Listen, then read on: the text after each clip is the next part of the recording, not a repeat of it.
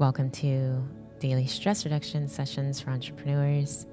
I'm your host, Antrea Ferguson, and today's episode dives into the complex persona of business mogul John D. Rockefeller. We're going to explore how traits that are often viewed as narcissistic can propel individuals to success, while their later philanthropic efforts reflect personal growth. And maybe there's some tips that we can take. I think understanding these dynamics are really going to help us. If you would check out YouGrow.club, you will find all the ways to apply all of your mindfulness tips that you're taking away from these sessions, and you'll be able to show up online with confidence. If there's one thing to take away from narcissists, we know they have confidence beyond belief. At a certain point, we have to recognize that none of us would be where we are without people believing in themselves. And I know that it's really awkward for us sometimes, but imagine if these entrepreneurs, these titans in business, if they didn't believe in themselves. John D. Rockefeller, he's known for his ruthlessness in business to some degree, but he's also very well respected. And we understand and admire what he built. He built the Standard Oil into an empire, his company. But there was a hint, or was there? Was there a hint of narcissism in his relentless pursuit of success? Just to give you a statistic, by the early 20th century, Standard Oil controlled about 90% of U.S. refineries. Standard Oil is his company. 90% of U.S. refineries and pipelines. And you don't just get there by mistake. There were some tactics that he used, and his leadership style, which is often seen as autocratic, raised questions about narcissistic traits in business leaders. Here's another statistic for you.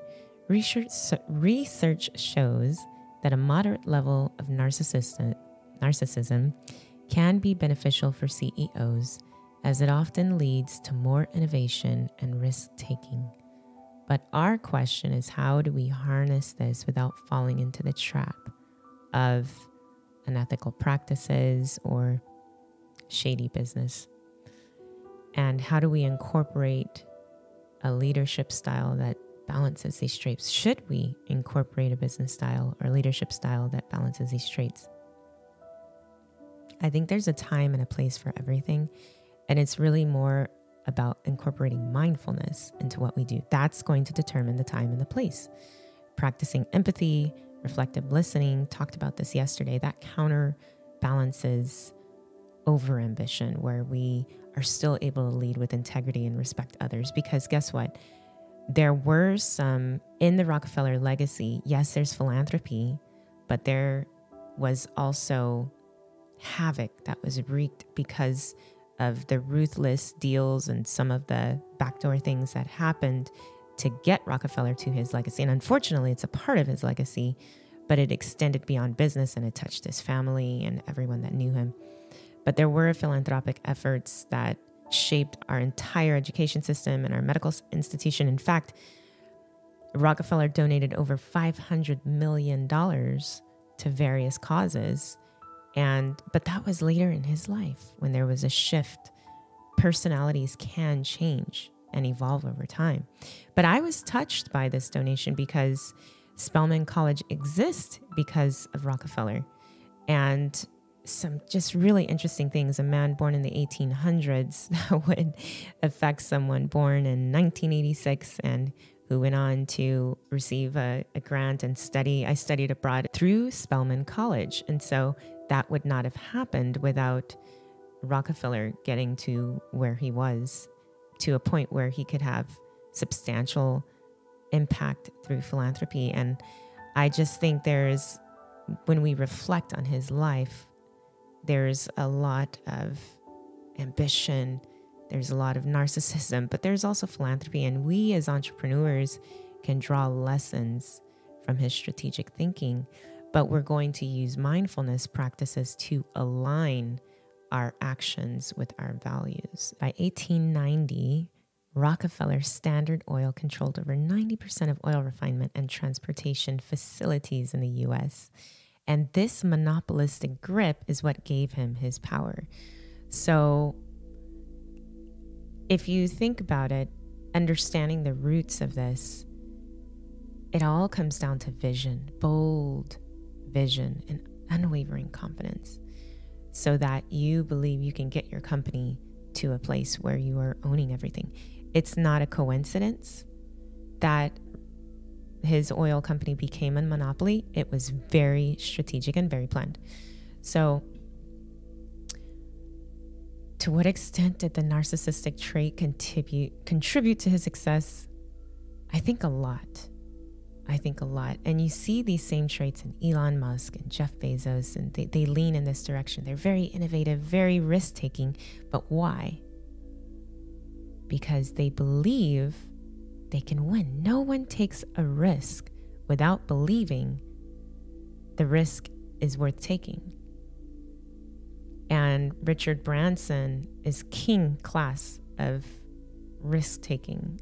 He will, we've talked about this before, take a lot of risk in starting a new business and investing and all of these things. But as you do that, you increase your tolerance because you increase the belief in yourself. So as you increase the belief in yourself, it is a cycle. You have the courage to take the risk. Once you see that there are results, good results, favorable results and outcomes, then you take another risk and another and another. So the difference with us is we are mindful with those risks, thinking about cause and effect, so that we don't just let ego cloud our judgment, and we have people surrounding us, involved in our lives, a good network, a good support system, so that we can always have checks and balances. But at the same time, sometimes even the closest people to you can discourage you. And that's where you need to go inside of yourself, however you do it, through prayer or meditation. You need to check yourself and balance it with the beliefs or thoughts of other people, because no one can live life for you. So Rockefeller said the growth of a large business is merely a survival of the fittest. And it's a Darwinian sentiment. But I think it's also a huge part of why his pursuit of domination existed, because he saw everything as survival. As entrepreneurs, how do we harness that ambition, but then pull back when our values are compromised? Shankar, I'm going to later ask you that question, so remember it. As entrepreneurs, how do we harness ambition, yet pull back when values are compromised? So I'm going to play a clip, and maybe I'll tell you a few things before I play it. Something that I love that Rockefeller did, that I just only found out. He would say this affirmation while holding his boss's banknotes, actually, believing he would be his own boss one day.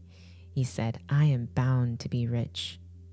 Mind you, he's holding his boss's money. "I am bound to be rich." And he would say that every day.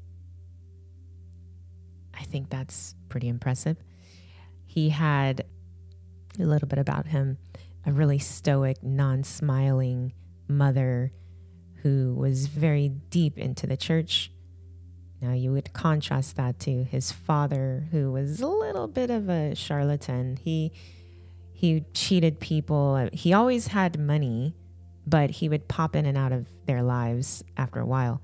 And when he showed up, he had money, but his father he would try to cheat him after giving him loads of money, loads of cash. He'd pop up and he would give him loans, and then pop up out of nowhere and ask for that loan back, maybe with interest, just to check to make sure that he was documenting and being watchful. So this is the beginning of instilling a little bit of mindfulness in him, because he had to constantly be aware, and he kept a ledger, noted every expenditure. They called his father Devil Bill. But through that, he had his mother. Remember, his mother was very devout, and he began to associate church with charity. And he was told, get as rich as you can and then give it all away as quick as you can. And that also very much cemented later his philanthropic efforts. So he went through commodity training. He borrowed money. As he got older, he started taking care of his family. And I remember reading when he was younger, he actually went out into the forest, because even though his father gave him money, they would still live poor. And remember that dad was popping in and out of the life and ended up having an entirely different family as well. He had to learn a lot, and he would take turkey eggs. Like, he found the turkey, instead of taking the turkey, took the eggs and then grazed the turkeys and then sold them, and would keep some eggs and continue. So he had a business that way at a very young age. He learned a lot about how to borrow money responsibly. He'd borrow tens and thousands of dollars, which were maybe hundreds of thousands in our days, nowadays. And he believed he had a God-given gift to make money. He paid for slaves' freedom, which I thought back in the 1800s, that's very forward thinking. He gave to charity, refuge, and he, of course, was always plagued by the sins of his father. Story for another day. But as he began to look into kerosene and black gold, because at the time they were getting their oil from whales, but that's not very predictable or sustainable. You're dependent on the whales, not so easy to get. But with black gold, with the discovery of oil and all of these things, there was a new way to make money, and he got in on it, but through very interesting means. So he had a secret alliance with railroads to dominate. He and his partner developed this South Improvement Company, which would later become Standard Oil, and eventually created a monopoly, which he saw it as the only way to transform the industry. And there are talks that it was one of the greatest conspiracies in the world, and probably was. He developed a crude oil selling brotherhood. So he wanted to get rid of the independent oil sellers, and he wanted collaboration. But if he didn't get it, he'd buy out the barrels. And I'll play the clip so you can hear about some of the ways that he got to his monopoly and dominating. But regardless, you think of how he was born and what he was born into. And even after he got married and had children, he did some of the same things. He and his wife had the son wear hand-me-downs of his sister. And they were poor inside of the house, but outside of the house, they had every manifestation of wealth possible. Acres of land. And once his mother said, "I'm glad he's said what he wants for Christmas, so now he can be denied it." This is the kind of life that the Rockefellers lived. And there's so much prudence and, yes, frugalness, but also mindfulness and keeping ledgers and documenting everything, and always having a woman in the house, it seems, that was full of faith and on some level asking questions like, what is your duty? You have a purpose outside of the money. But I'm getting ahead of myself. I said I would play this clip, so I will play it, and we can have a little bit of deeper talk later. So here it goes. The history of the Rockefeller family. This is part of a documentary from the History Channel, but I'll just play a couple of minutes. In an effort to thwart the scheme, and I will play it on a speed that you can understand. Independents refused to sell crude oil to Rockefeller and his associates. Undaunted, Rockefeller used the threat of the South Improvement Company to intimidate his rival refiners in Cleveland. His brother and business partner William characterized the plan as war or peace, sell out to Standard Oil, or suffer the consequences. At first, they approached their targets with deference and flattery. Rockefeller himself used his own considerable talent for persuasion, presenting Standard Oil as a brotherhood based on cooperation. He had this missionary faith that he was destined to guide this industry. And when he took over his rivals, he not only wanted their plans, he often wanted the managers. So it was not in his interest to alienate them. He much preferred convincing people to sell to him voluntarily rather than trying to squeeze them through terror tactics. Although if necessary, he would resort to very rough methods in order to soften them up, or he used a phrase to give them a good sweating before he negotiated with them. Rockefeller might create a shortage of the railroad tank cars that transported oil. He might go out and buy up all the barrels on the market, so a competitor would have no place to store his oil or ship it. He would even buy up all the available chemicals that were necessary to refine oil.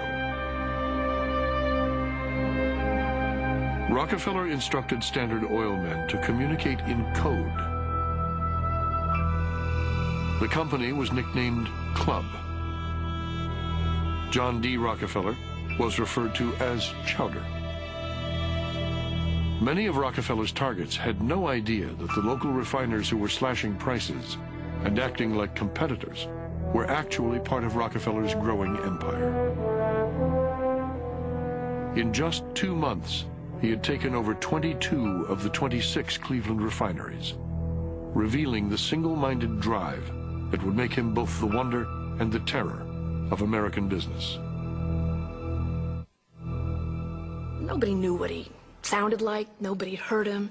He walled himself off, and the people who did know him, though, the people who did find him ruthless, had reason to find him ruthless, because you come up against someone who has no self-doubts, who has a vision, and who has no qualms about achieving that vision, because he doesn't think he's doing wrong. Once he made his mind up, you might as well sell your company, because it was going to be part of Standard Oil. Methodically, secretly, John D. Rockefeller was doing more than transforming a single industry. He was changing forever the way America did business. The day of combination is here to stay, he declared. Individualism has gone, never to return.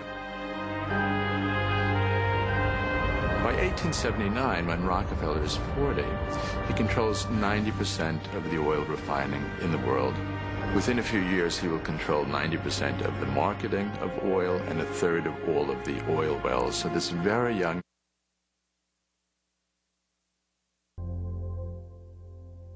I love it. I don't love that there were some, well, technically, some of the things he was doing wasn't illegal, because it would be another decade before the antitrust laws were created in America. So there's that. But we can definitely say that happened directly as a result of a man who found ways to have companies give it, because you weren't allowed to have companies across the state, across in multiple states, like businesses. And so he would just have them sell their companies and stock and trust and all of these kinds of things. So antitrust laws and all of these things happened as a result. But regardless, what I do love, no self-doubt. He had vision, no qualms about achieving that vision. He didn't believe he was wrong because he believed so much in what he was doing. And I think if nothing, we can take that away from how he built his business. And when we build with self-awareness, we can notice unhealthy drives and course correct.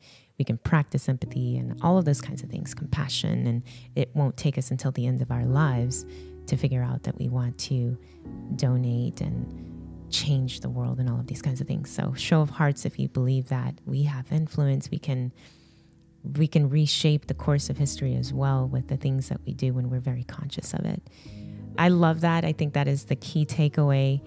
No self-doubt, have your vision, and have no qualms about achieving that vision. If you truly, really believe in what you do, that it's a good product, that you have good services, that you have a gift to offer to the world that is unique and worthy of giving away, of selling, and all of these kinds of things, because we do need money to change situations, whether that is paying your overhead, your staff, your employees. Maybe you have no overhead, but you still have vendors, you still have to get your materials, you still have to be compensated, you still have to live. So when making difficult decisions, when we have inner clarity, again, we can align our choices with ethical compassion. So by the end of this guy's life, he has reshaped America. And I'm sure there were a lot of things that he went through that we don't have to go through. Actually, it was him, not his son, that had lost his hair, his mustache, the hair on his head, and the hair on his back. But his son, his family still dealt with a lot because they inherited so much wealth. But it all comes down to being mindful and having great, deep self-awareness. So Shankar, I'm going to come back to that question. How do we harness ambition as entrepreneurs, yet pull back when our values are compromised? And any other things you may want to say. Easy one this morning, Antrea. Antrea, the table topics master. All right, repeat that question for me once more, Antrea. How do we harness ambition, yet pull back when values are compromised? Basically, how do we, not that we have our questionable tactics, but how do we rule the world? How do we achieve our vision? How do we have no qualms and have no self-doubt? And then pull back when we realize that this doesn't really align with my values. Okay. Our ambition is to what we owe pretty much everything we have as business owners. And I think, and not just business owners, everyone. And I think it's important to understand that ambition is a dynamic element in your life. What you were striving after as a child is different to what you were striving after as a teenager, young adult, entrepreneur, unsuccessful entrepreneur, successful entrepreneur. And as your ambition changes, I believe your values change as well. Specifically also the realization of how much you need to concede part of your value system to get to the next step. We live in a capitalistic system, and as much as I would love to just share money for free for everyone in a utopic ideal world, there would be universal income for everyone, and maybe not, that's not what you think of utopic, of good, but a lot of people would really love that. You have to get to a point where you are comfortably in a position to say, okay, now I no longer pour water into my wine. And I'm observing that within myself. As I become financially free, I find the luxury of truly sticking to my values. And that is something each person needs to determine for him or herself when that moment is, to what extent you desire that. Most people in life seek purpose, profits, or peace. And it depends on what is your base of that pyramid, right? Is it profits? Is it purpose, or is it peace? And we all need to work on all of those three elements to move ahead. And so, yeah, I think the ultimate ambitious goal that I have is to get into a position of so much financial freedom that I can tap into my true values. And I think that is what if you think about it, the story of Rockefeller, had he not been so ruthless and aggressive in his earlier years, he would probably never have gotten to a point where he could then make those immense donations that have impacted you today. And I think that is the fine interplay and balancing act of those two elements. Thank you, Shankar. And absolutely true. Absolutely true. I think there's so much to learn, and we just need to keep reprogramming our subconscious mind and focus on what we're trying to achieve. It's so important to have that time to yourself. So let's try some affirmations. Remember, he had his own affirmation. I am bound to be rich. Maybe we need to go a little bit beyond that, because that could happen. You never know what could happen tomorrow, right? But take a few breaths in and repeat after me. My ambition serves the greater good. I lead with compassion. I am willing to check my ego. Equanimity guides my decisions. Imagine yourself 5 years from now, successful, even more successful because you already are. What impact do you see your company creating? How have you transformed your industry?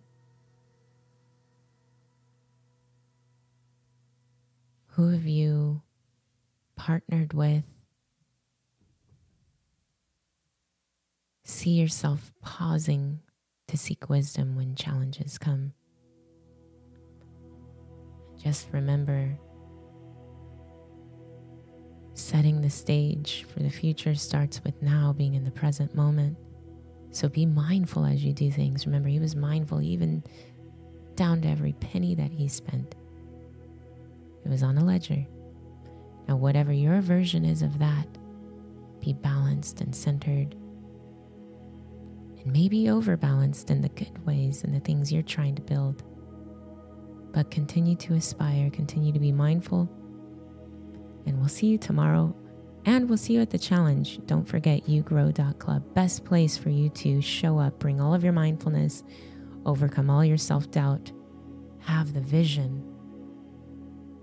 No qualms in achieving that vision. We'll see you tomorrow, 7 a.m. Central Time. Appreciate you for being here. Very grateful. Have a very lovely, mindful day. Bye-bye.